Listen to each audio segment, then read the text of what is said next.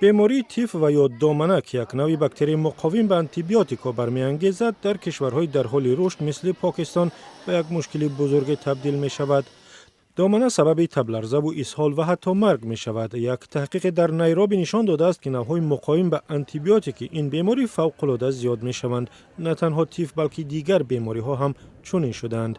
تحقیق بین المللی نشان داده است که در سراسر جهان بیشتر از 1,200,000 نفر در نتیجه سیرت بیماری‌های مقاوم به آنتیبیوتیکا می‌فوتند.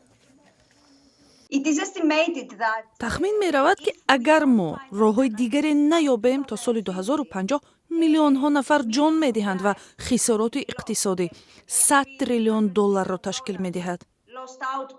تحقیق در مجله معتبر طبی لنست چاپ شده است و دانشگاه واشنگتن اطلاعات 204 کشور را تحقیق کرده است. در کشورهای فقیر به مثل کشورهای افریقا و آسیای جنوبی بیماری‌های مقاوم به آنتیبیوتیک بیشتر شدند. بسیاری ها هم به بیماری‌های سریعتی راه‌های نفس و خون گرفتار می‌شدند. دانشمندان می‌گویند استفاده نادرست و برزیاد آنتیبیوتیک سبب توانا شدن باکتری‌ها شدند. مثلا آدمان به بیماری‌های سرایتی ویروسی گرفتار می‌شوند و به آنها سال‌هاست که آنتیبیوتیک توصیه می‌دهند. با گذشت سال‌ها این مشکل بسیار سخت شد و در واقع دیگر این داروها به باکتریاها اثر نمی‌کنند.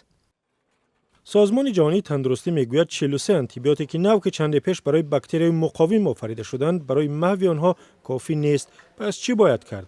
آنتونیو ساگانا و دانشمندان دیگر در جهان سر تبابت با نام فاژ کار میکنند.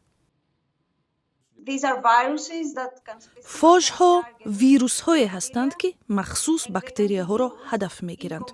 آنها را می توان همراه با آنتیبیوتیک ها استفاده برد. باکتریا و نوع مقاوم آنها را نابود کرد.